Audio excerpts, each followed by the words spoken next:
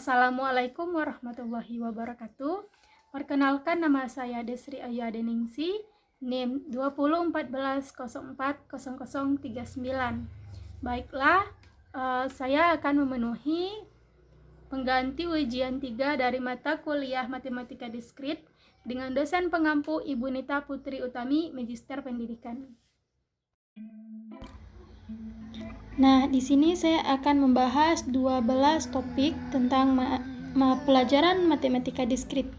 Yang mana topik pertama yaitu membicarakan tentang relasi rekursif. Yang kedua membicarakan tentang konsep dasar poset. Yang ketiga tentang lattice. Yang keempat yaitu tentang aljabar Boelian. Yang kelima yaitu tentang gerbang logika. Yang keenam konsep dasar graf. Yang ketujuh yaitu derajat titik. Yang kedelapan tentang penyajian dengan matriks. Yang kesembilan yaitu tentang lintasan terpendek. 10 yaitu tentang algoritma Dijkstra. Yang ke-11 yaitu tentang pohon, dan yang ke-12 yaitu tentang pohon rentang. Nah, 12 materi ini akan saya jabarkan satu-satu pada materi berikutnya. Tonton video terus ya. Enjoy this video. Materi pertama yang akan saya jelaskan yaitu tentang relasi rekursif.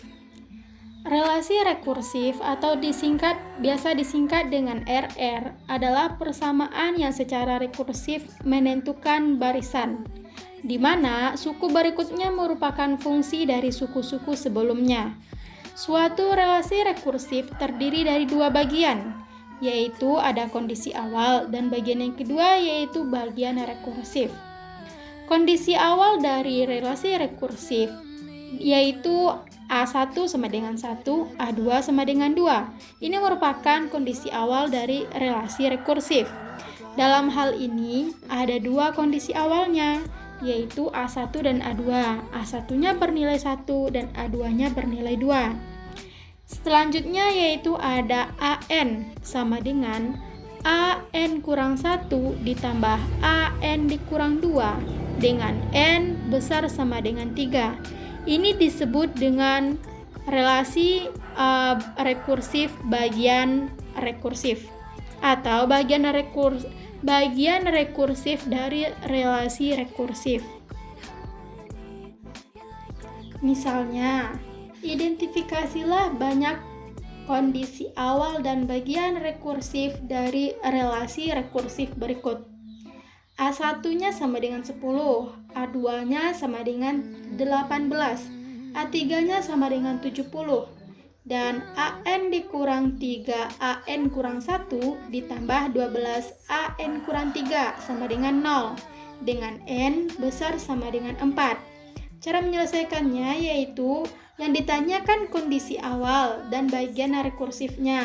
Maka di sini ada 3 kondisi awalnya, yaitu A1, A2, dan A3, di mana A1-nya sama dengan 10, A2-nya sama dengan 18, dan A3-nya sama dengan 70. Nah, bagian rekursifnya yaitu AN dikurang 3 AN kurang 1 dikurang 4 AN kurang 2 ditambah 12 AN kurang 3 sama dengan 0, dengan N besar sama dengan 4. Ini merupakan ada kondisi awalnya dan juga ada bagian rekursifnya. Kita masuk kepada relasi rekursif linier. Pada relasi rekursif ada relasi rekursif linier yang bentuk umumnya ini merupakan bentuk umum dari relasi rekursif linier berderajat K, yaitu AN ditambah H1 dikali N dikali AN kurang 1 ditambah H2 dikali N dikali AN dikurang 2. Begitu seterusnya hingga HK dikali N dikali AN dikurang K sama dengan Fn, di mana Hn dan Fn adalah fungsi dalam N dan HK kali N tidak sama dengan 0. Relasi rekursif linier ini dapat diselesaikan dengan dua cara, yaitu yang pertama dengan metode akar karakteristik, Dan yang kedua yaitu dengan fungsi pembangkit. Kita akan bahasnya satu persatu. Untuk contoh soal yang menyatakan tentang metode akar karakteristik, ini merupakan contohnya.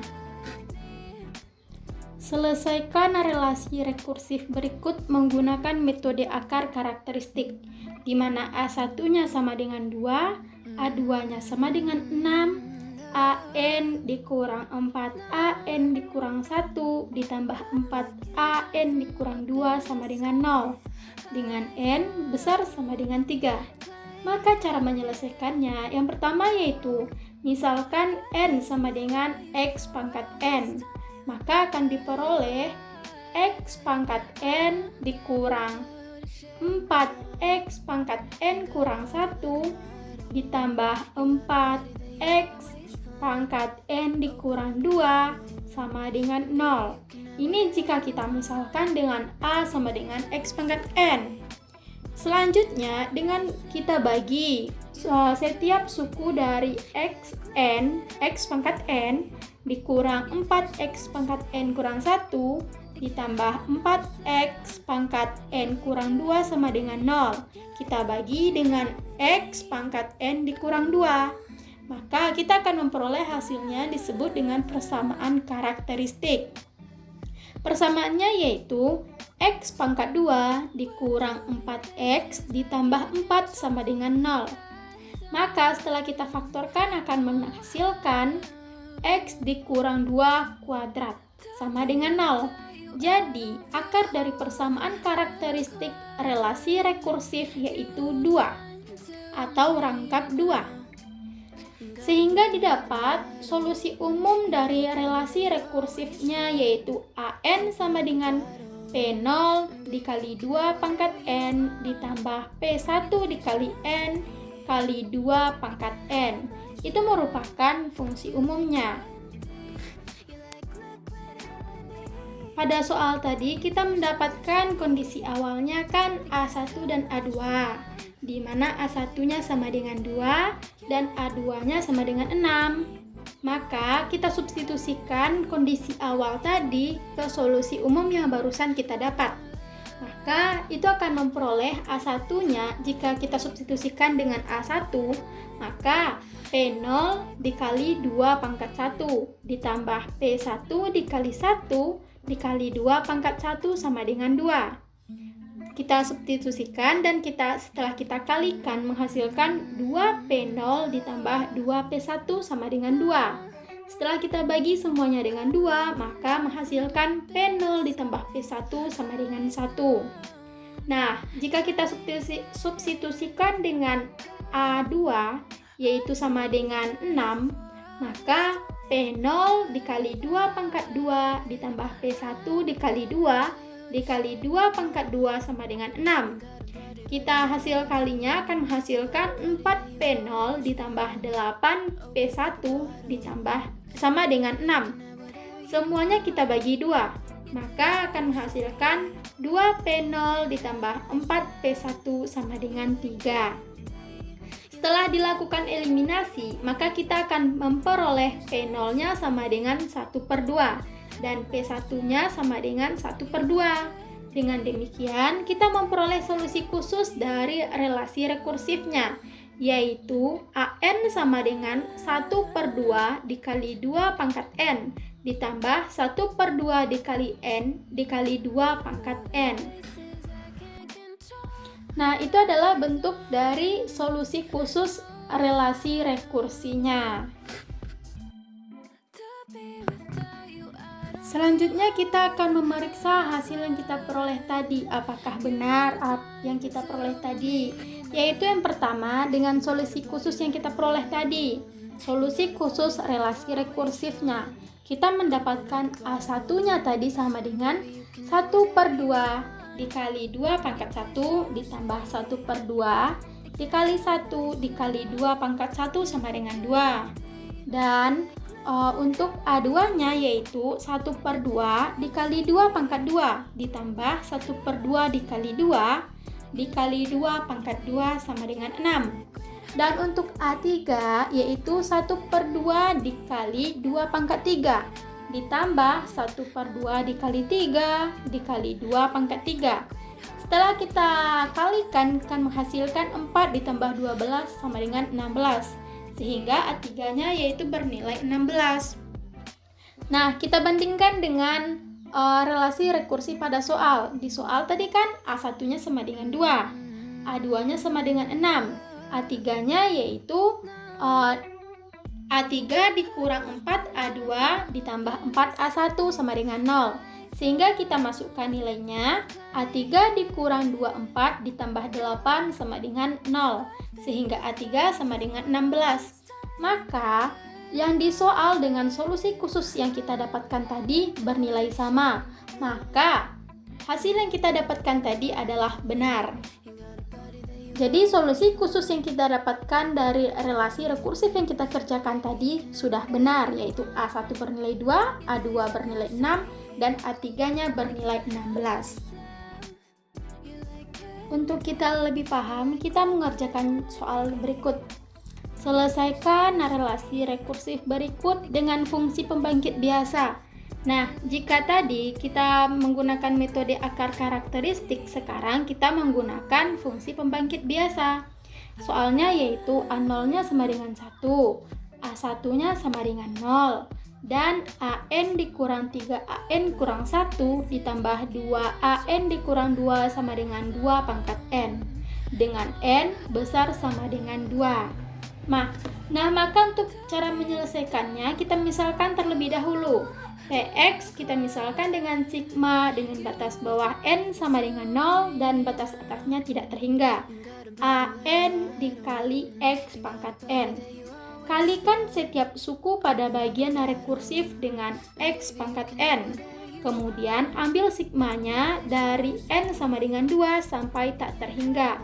Sehingga akan memperoleh sigma N sama dengan 2 sampai tak terhingga AN X pangkat N dikurang sigma 3AN kurang 1 dikali X pangkat N ditambah sigma 2AN dikurang 2 dikali X pangkat N akan sama dengan sigma 2N 2 pangkat N dikali X pangkat N.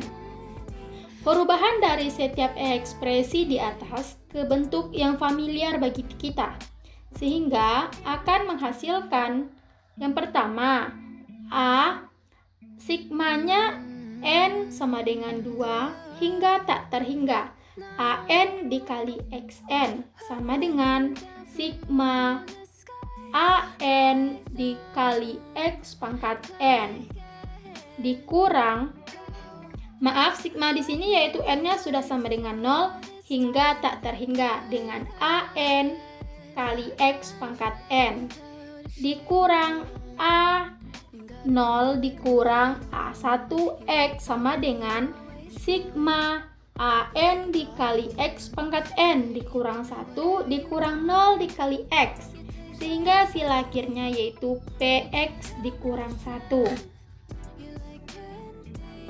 Yang kedua atau bagian kedua yaitu sigma dari N sama dengan 2 hingga tak terhingga 3AN dikurang 1 dikali X pangkat N akan menghasilkan 3X sigma AN dikurang 1 dikali X pangkat N dikurang 1. Sehingga hasilnya yaitu 3X dalam kurung sigma N-nya telah berubah menjadi 1, N sama dengan 1 hingga tak terhingga dengan AN dikurang 1 X pangkat N dikurang 1 dikurang A0 sehingga mendapat hasilnya yaitu 3X dikali PX dikurang 1 sama dengan hasil akhirnya 3X kali PX dikurang 3X. Untuk bagian C yaitu sigma N sama dengan 2 sampai tak terhingga 2AN dikurang 2 dikali X pangkat N sama dengan 2X kuadrat sigma AN dikurang 2 dikali X pangkat N dikurang 2 sehingga mendapatkan hasil 2x kuadrat dikali px. Untuk bagian yang keempat yaitu sigma n sama dengan 2 sampai tak terhingga 2 pangkat n dikali x pangkat n sama dengan sigma dengan n sama dengan 0 sampai tak terhingga 2 pangkat n dikali x pangkat n dikurang 2 pangkat 0 dikali A0 dikurang 2 pangkat 1 dikali A1 sama dengan sigma n sama dengan 0 hingga tak terhingga 2 pangkat n dikali x pangkat n dikurang 1 dikurang 2x sama dengan 1 per 1 dikurang 2x dikurang 1 dikurang 2x sehingga hasil akhirnya yaitu 4x kuadrat per 1 kurang 2x. Itu merupakan hasil akhirnya. Setelah semua perubahan tadi digabungkan, akan diperoleh px dikurang 1 dikurang dalam kurung 3x px dikurang 3x ditambah 2x pangkat 2 dikali px sehingga hasilnya A sama dengan 4x kuadrat per 1 kurang 2x. Kita substitusikan sehingga menghasilkan px dikurang 1 dikurang 3x px ditambah 3x ditambah 2x kuadrat dikali px sama dengan 4x kuadrat per 1 kurang 2x.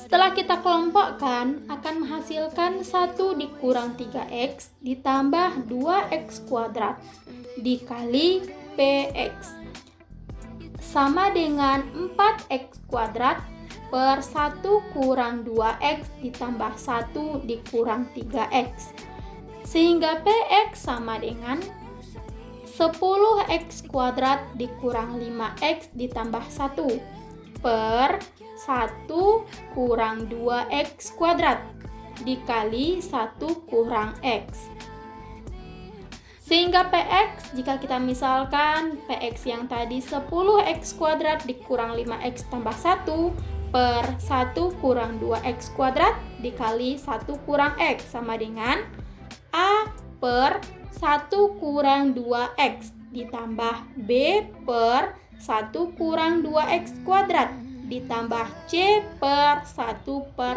x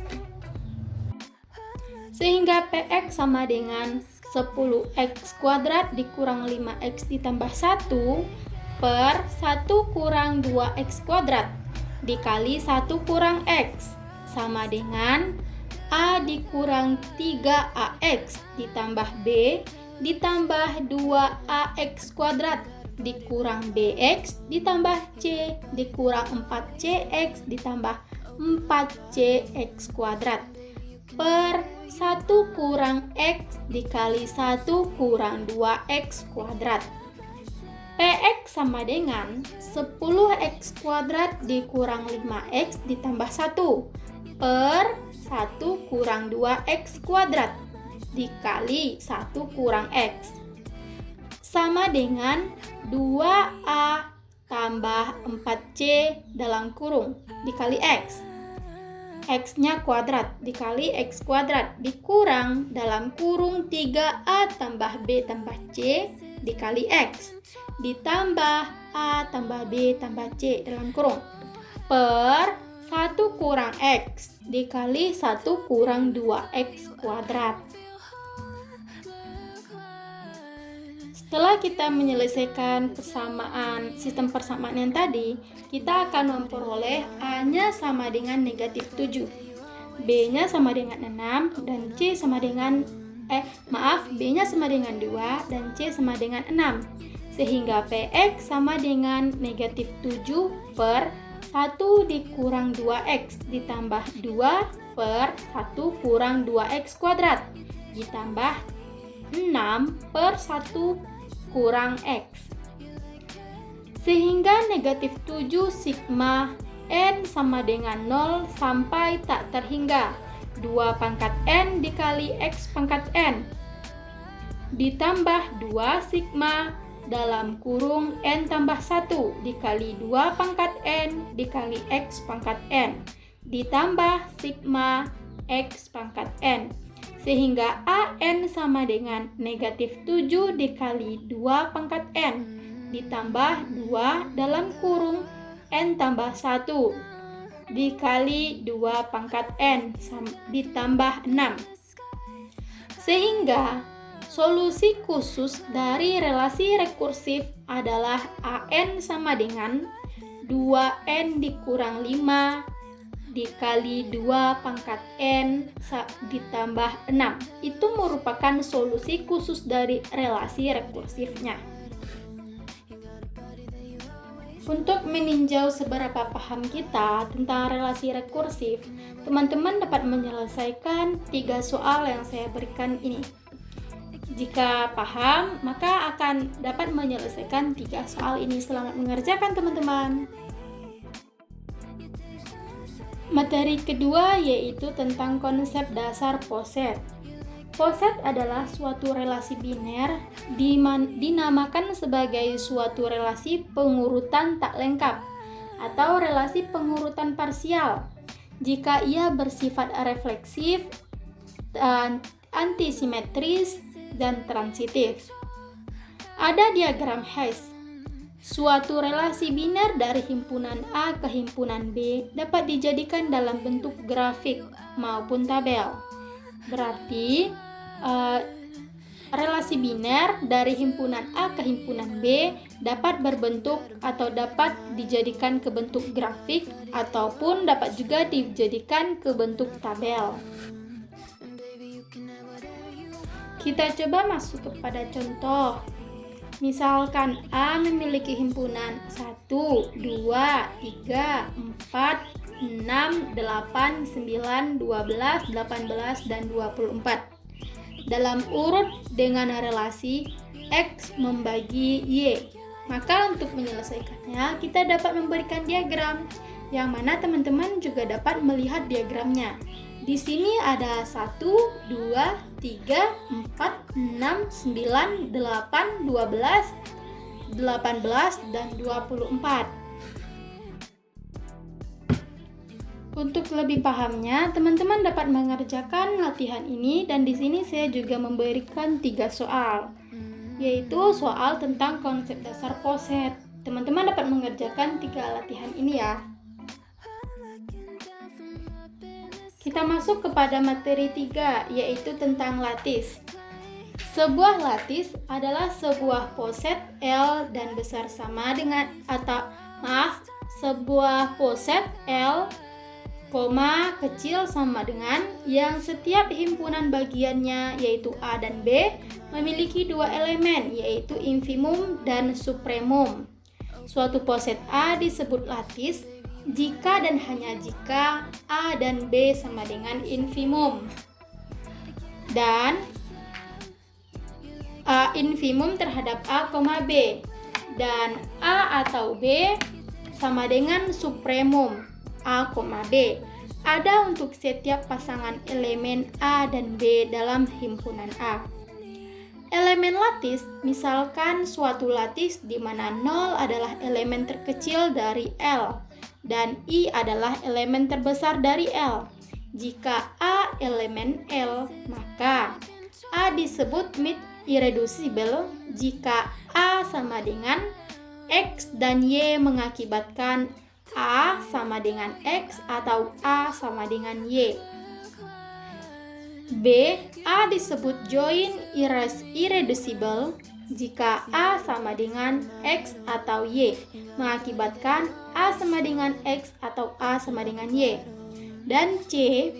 A disebut atom jika A adalah joint irreducible dan A successor immediate dari 0.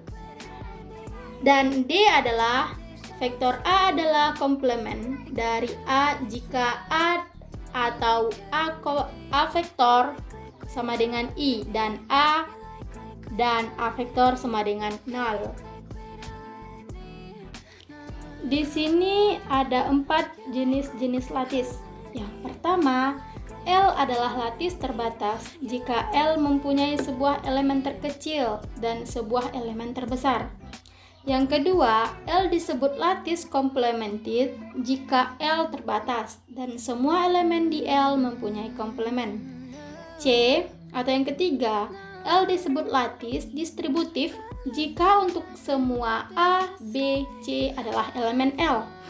Berlaku untuk A dan B kali A atau C sama dengan A dan B dikali atau V, A dan C dikali A atau B dan C sama dengan A atau B dan A atau C. Dan yang keempat yaitu L disebut lattice complete jika semua subset dari L memiliki supremum dan infimum. Untuk lebih pahamnya, kita masuk kepada contoh soalnya, yaitu misalkan D12 sama dengan himpunannya 1, 2, 3, 4, 6, dan 12. Faktor-faktor dari 12 terurut oleh relasi pembagian adalah lattice dengan A atau B sama dengan KPK, A, B, dan A dan B sama dengan FPB A, B. Maka elemen terkecilnya yaitu 1 dan elemen terbesarnya yaitu 12. Yang kedua, komplement dari 4 adalah 3 karena 4 dan 3 sama dengan FPB 4,3 sama dengan 1 dan 4 atau V sama dengan KPK 4,3 sama dengan 12. Yang ketiga yaitu lattice D bukan merupakan lattice complemented karena 6 tidak mempunyai komplement. Nah, ini merupakan latihan di mana teman-teman juga dapat mengerjakannya. Di sini saya memberikan 2 soal tentang lattice. Dapat teman-teman kerjakan atau selesaikan juga ya. Kita masuk kepada materi yang keempat, yaitu aljabar Boolean. Aljabar Boolean atau Boolean algebra adalah matematika yang digunakan untuk menganalisis dan menyederhanakan gerbang logika pada rangkaian-rangkaian digital elektronika.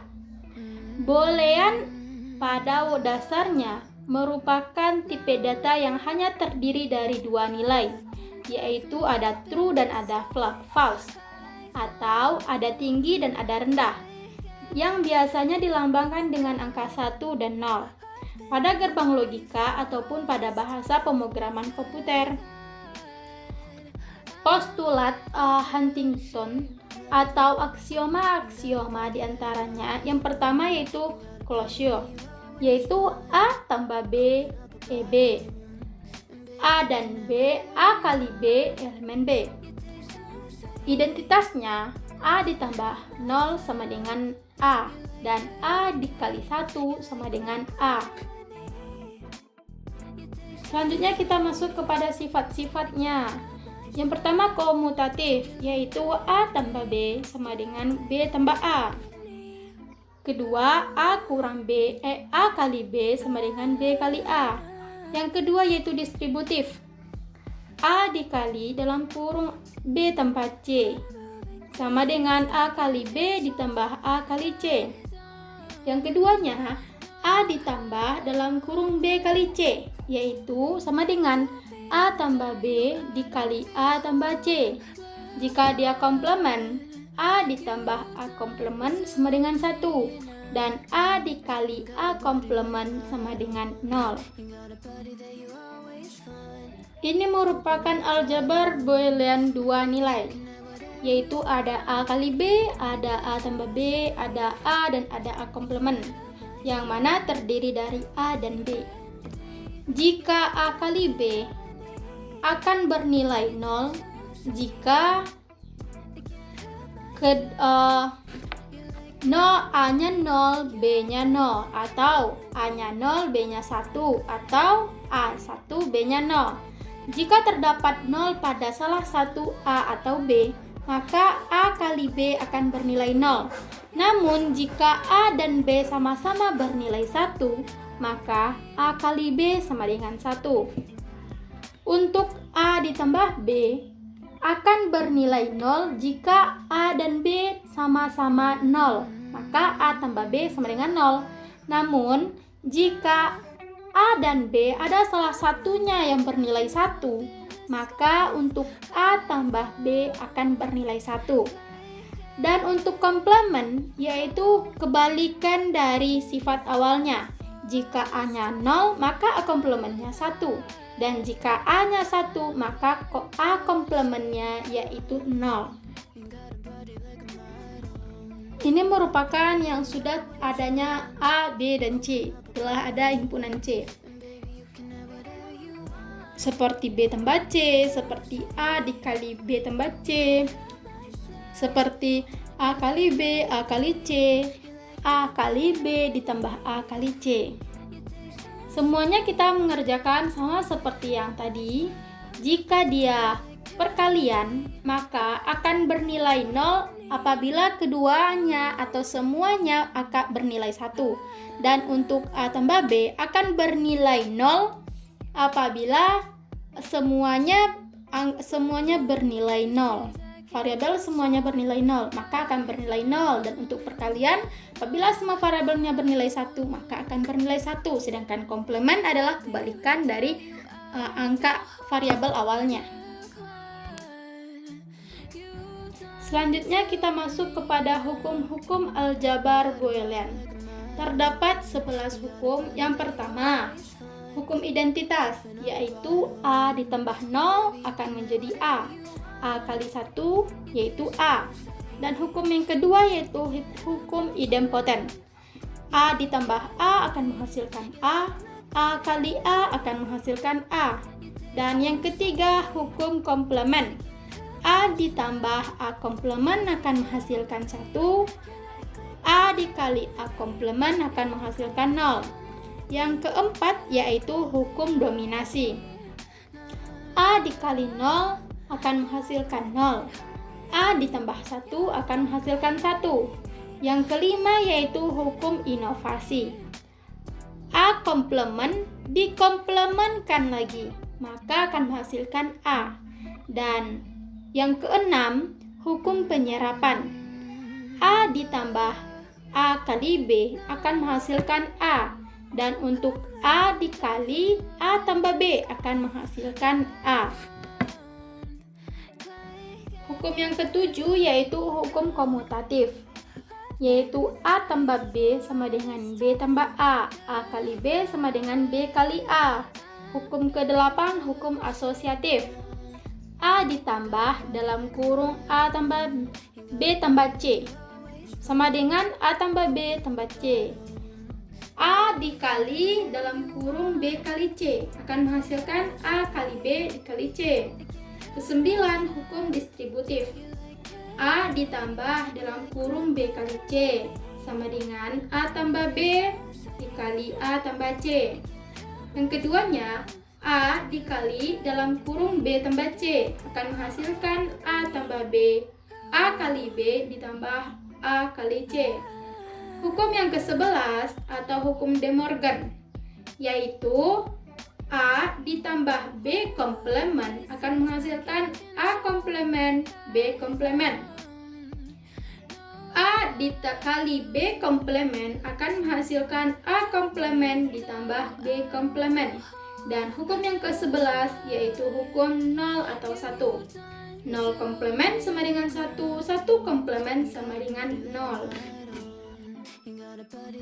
Selanjutnya kita masuk kepada contoh soal.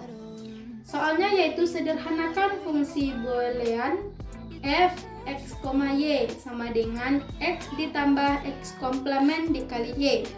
Maka untuk f x, y sama dengan x ditambah x komplement dikali y akan menghasilkan x dikali x komplement.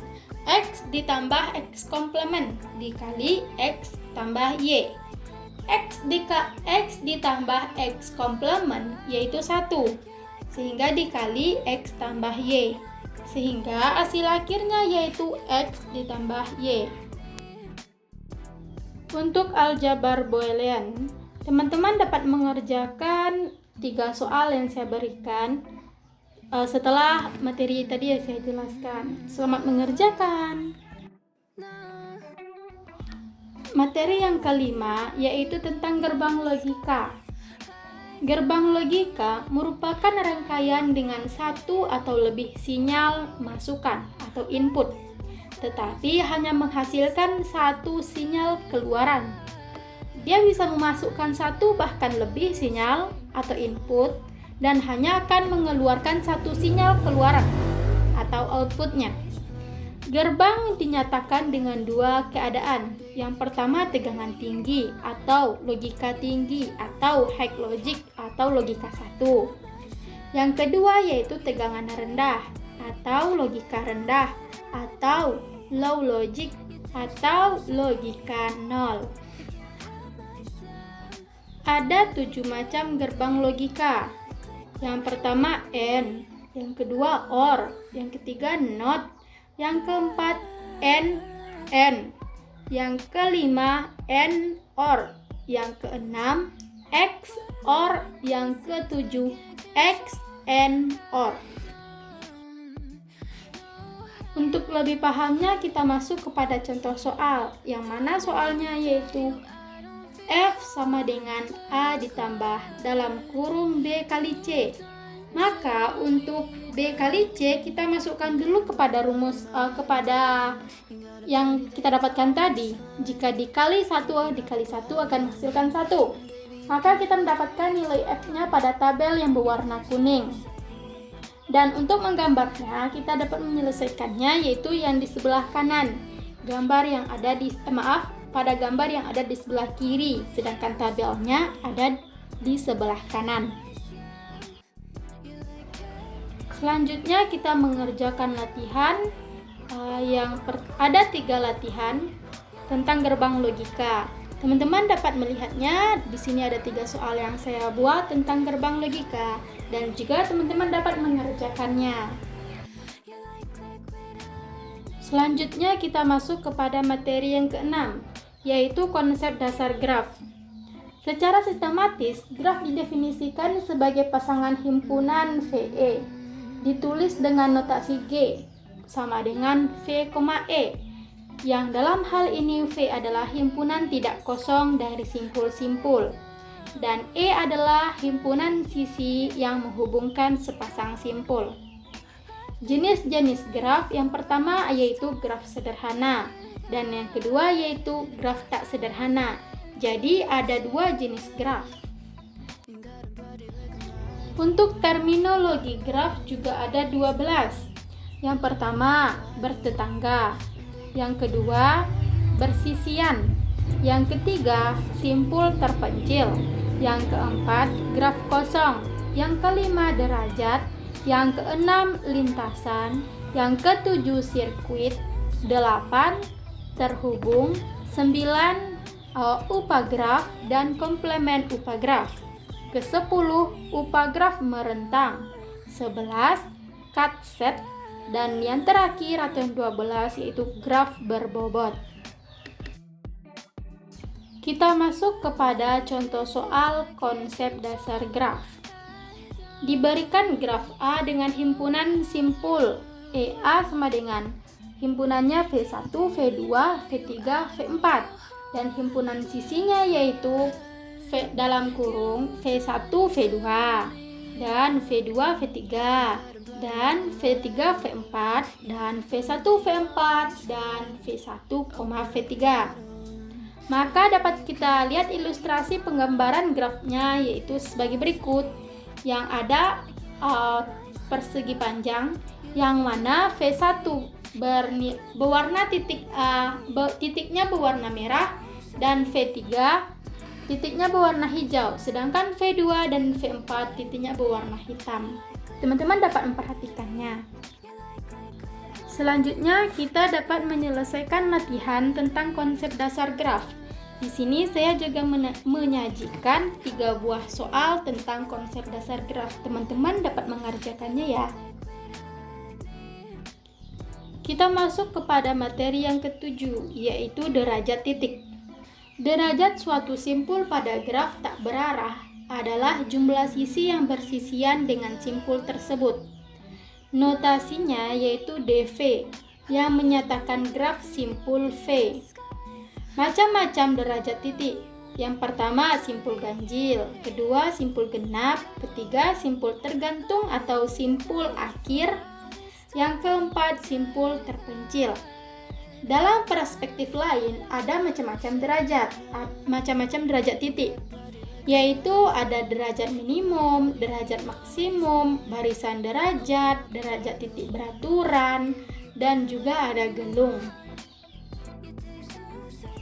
Yang pertamanya yaitu derajat pada graf berarah. Pada graf berarah, derajat simpul V dinyatakan dengan D in V, yaitu derajat masuk, sama dengan juga jumlah busur yang masuk ke simpul V. Dan untuk D out V, yaitu derajat keluar, sama dengan jumlah busur yang keluar dari simpul V. dV sama dengan D in V ditambah D out V, itu adalah dV. Teman-teman dapat melihat bentuk gambarnya seperti apa. Untuk derajat tidak berarah, untuk menghitung derajat pada graf tidak berarah merupakan jumlah keseluruhan dari derajat suatu simpul. Maka semua derajat yang ada pada simpul kita jumlahkan. Teman-teman dapat melihat pada gambar di mana A, B, C, D, E, dan F ada pada titik yang kosong. Untuk bagian tiganya ada lemma jabat tangan. Lemma jabat tangan, jumlah derajat semua simpul pada suatu graf adalah genap, yaitu 2 kali jumlah sisi pada graf tersebut. Jika sigma V elemen V, dV-nya sama dengan 2E. Ingatlah 2E selalu bernilai genap. Lemma jabat tangan ini berlaku untuk graf berarah, yang artinya dV sama dengan D in V ditambah D out V. Ingat ya teman-teman, bahwa lemma jabat tangan hanya berlaku untuk graf berarah. Selanjutnya kita masuk kepada contoh soal. Peta pada jalan raya dengan persimpangan yang merupakan pertemuan 3 jalan atau lebih. Untuk 3 jalan atau pertigaan atau simpang 3, maka gambarnya dapat diilustrasikan seperti itu. Dan untuk perempatan atau simpang 4, kira-kira gambarnya seperti ini jika diilustrasikan. Dapat teman-teman perhatikan. Untuk teman-teman lebih menguasai tentang derajat titik, teman-teman dapat mengerjakan 3 soal yang saya berikan ini tentang derajat titik. Yang ke-8 yaitu materi tentang penyajian dengan matriks. Misalnya disajikan graf G dalam matriks ruas B ukuran M kali 2. Maka setiap baris matriks menyatakan ruas. Misalnya baris 4, 7 menyatakan ada ruas menghubungkan simpul 4 dan 7. Matriks adjasensi dari graf G yaitu matriks yang menghubungkan vertex dengan vertex tanpa ruas sejajar adalah matriks A yang berukuran N dikali N yang memiliki sifat IJ sama dengan 1 bila ada ruas VI dan VJ. 0 akan bernilai 0 bila ada hal yang lain. Yang pertama yaitu critical path. Menggunakan graf berbobot dan mempunyai arah, maka teman-teman dapat melihat seperti apa gambarnya yang pada sebelah kiri. Dapat dilihat bahwa simpul asalnya yaitu 1 dan simpul tujuannya adalah 5. Pada page 1, 4 ke 5 memiliki bobot 16. Begitupun seterusnya, hingga kita dapat memperoleh critical path-nya atau lintasan krisisnya yaitu ada 29, dan lintasan terpendeknya yaitu ada 15, yaitu dari 1 menuju 2, 2 menuju 5, sedangkan yang terpanjang yaitu 1 menuju 2, menuju 3, menuju 4, dan menuju 5 memiliki bobot 29. Bagian yang kedua yaitu ada minimum spanning tree. Merupakan spanning tree yang mempunyai bobot dan tidak mempunyai arah dengan hasil penjumlahan bobotnya adalah minimum. Dapat dilihat gambar graf G sebagai berikut. Ada 4, 5, 6, 7, 8, 9, dan 10. Ada V1, V2, V3, V4, dan V5. Langkah yang dilakukan untuk membentuk minimum spanning tree yaitu bentuk kembali semua simpul tetapi tanpa ruas. Gambar dan telusuri ruas dengan bobot paling kecil. Seterusnya, secara ascending hingga semua simpulnya terhubung. Sehingga dapat dilihat bahwa total minimum spanning tree yaitu ada 22. Teman-teman juga dapat melihat pada gambar yang sebelah kanan. Selanjutnya kita masuk kepada contoh tentang penyajian dengan matriks. Teman-teman dapat melihat ada matriks adjasensinya. Untuk kita mendapatkan nilai V1, V2, V3, V4, dan V5-nya juga ada.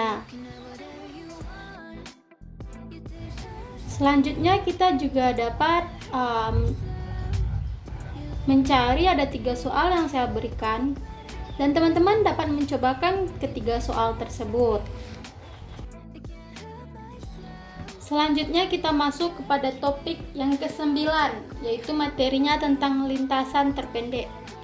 Persoalan lintasan terpendek yaitu menemukan lintasan terpendek antara 2 atau lebih simpul yang berhubungan. Persoalan mencari lintasan terpendek di dalam graf merupakan salah satu persoalan optimasi. Persoalan ini biasanya dipresentasikan dalam bentuk graf. Macam-macam lintasan terpendek yaitu ada 4 macam. Yang pertama, lintasan terpendek antara 2 buah simpul tertentu. Kedua, lintasan terpendek antara semua pasangan simpul. Ketiga, lintasan terpendek dari simpul tertentu ke semua simpul yang lain. Keempat, lintasan terpendek antara 2 buah simpul yang melalui beberapa simpul tertentu. Selanjutnya kita masuk kepada contoh soalnya. Sebelumnya teman-teman perhatikan terlebih dahulu pada gambar tersebut. Nah, lintasan terpendek dari simpul 1 ke semua simpul yang lain diberikan pada tabel di samping, yang mana diurutkan dari lintasan terpendek pertama, lintasan terpendek kedua, ketiga, hingga lintasan terpanjang. Di sini saya memberikan 3 soal tentang lintasan terpendek, yang mana teman-teman juga dapat mengerjakannya. Materi yang ke-10 yaitu algoritma Dijkstra. Algoritma Dijkstra sesuai dengan nama penemuannya yaitu Edges Dijkstra adalah sebuah algoritma yang dipakai dalam memecahkan jarak terpendek untuk sebuah graf berarah. Kita masuk kepada contohnya, yang mana soalnya yaitu tentukanlah jarak terpendek dari A ke F. Maka teman-teman dapat melihat gambarnya, yang mana kesimpulannya diperoleh 2 lintasan dari A ke F, yaitu melalui ACDF dengan panjangnya 8. Sedangkan jika melalui ACDEF dengan panjangnya 7, maka lintasan terpendeknya yaitu ACDEF yang memiliki panjang 7. Selanjutnya yaitu tentang latihan. Teman-teman dapat melihat latihan atau membuat 3 latihan yang saya bikin tadi tentang algoritma Dijkstra. Selamat mengerjakan. Kita masuk kepada materi ke-11, yaitu pohon. Pohon ini juga terdiri dari dua, ada pohon dan ada hutan. Nah, untuk yang pertama kita yaitu tentang pohon. Pohon merupakan graf tak berarah yang terhubung dan tidak memiliki sirkuit. Ada dua sifat penting pada pohon. Yang pertama yaitu terhubung dan yang kedua yaitu tidak mengandung sirkuit. Pada 4 gambar yang saya sajikan, 2 merupakan pohon dan 2 lagi bukan pohon. Yang mana pohon yaitu G1, G2, sedangkan G3 dan G4 bukan pohon. Bagian yang kedua yaitu hutan. Hutan adalah kumpulan pohon yang saling lepas atau graf tidak terhubung yang tidak mengandung sirkuit. Setiap komponen di dalam graf terhubung tersebut adalah pohon. Pada gambar tersebut itu adalah ada 3 buah pohon yang ada pada hutan. Jadi 3 gambar di atas itu merupakan hutan yang memiliki 3 buah pohon. Selanjutnya yaitu kita masuk kepada contoh soal, yang mana soalnya tentukan mana di antara graf-graf di bawah ini yang merupakan pohon dan ataupun hutan. Nah, dari 4 gambar tersebut, teman-teman dapat melihat mana yang merupakan pohon dan mana yang merupakan hutan. Untuk lebih pahamnya, teman-teman dapat mengerjakan 3 latihan tentang pohon yang saya berikan ini. Untuk materi terakhir, yaitu materi tentang pohon rentang, yaitu adalah upagraf merentang yang berupa pohon dari graf terhubung. Pohon merentang diperoleh dengan memutus sirkuit di dalam graf. Setiap graf terhubung mempunyai paling sedikit 1 buah pohon merentang. Graf tak terhubung dengan K komponen mempunyai K buah hutan merentang yang disebut dengan hutan merentang. Pohon rentang graf G, pohon pada graf G yang memuat sebuah titik di G. Untuk menyelesaikan pohon rentang yaitu ada 2 cara. Yang pertama, algoritma prim, dan yang kedua yaitu algoritma Kruskal. Untuk algoritma prim, kita misalkan T adalah pohon merentang yang sisi-sisinya diambil dari graf G. Algoritma prim membentuk pohon merentang minimum langkah per langkah. Pada setiap langkah, kita mengambil sisi theta dari graf G yang mempunyai bobot minimum dan bersisian dengan simpul-simpul di dalam T, tetapi theta tidak membentuk sirkuit di dalam T. Cara yang kedua yaitu algoritma Kruskal. Pada algoritma ini, sisi-sisi di dalam graf diurut terlebih dahulu berdasarkan bobotnya, yaitu dari yang terkecil ke yang besar. Langkahnya yaitu sisi-sisi dari graf sudah diurut menaik berdasarkan bobotnya, dari bobot terkecil hingga bobot ke yang besar. Selanjutnya yaitu T-nya masih kosong. Selanjutnya, pilih sisi U dan V dengan bobot minimum yang tidak membentuk sirkuit di T. Tambahkan U, V ke dalam T. Langkah terakhir yaitu ulangi langkah 2, ulangi langkah sebelumnya sebanyak N-1 kali. Untuk lebih paham lagi, kita masuk kepada contoh soal. Carilah semua pohon rentang yang mungkin dibuat dari graf G yang tampak pada gambar di bawah ini.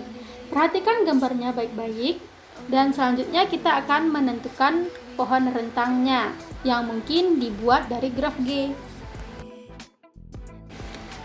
Untuk penyelesaiannya, di dalam graf tersebut terdapat 1 buah sirkuit, yaitu sirkuit dari titik V1, V2, V5, V4, V1.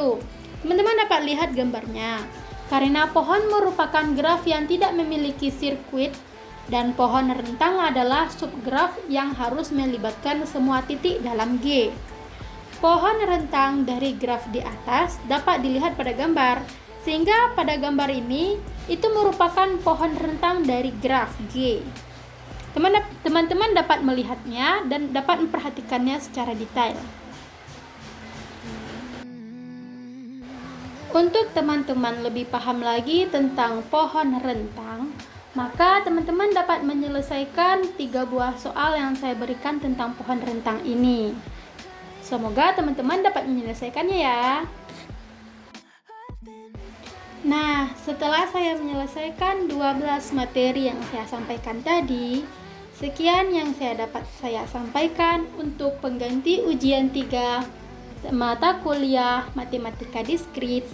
Terima kasih telah menonton. Jika ada salah, saya mohon maaf ya. Saya undur diri. Wassalamualaikum warahmatullahi wabarakatuh.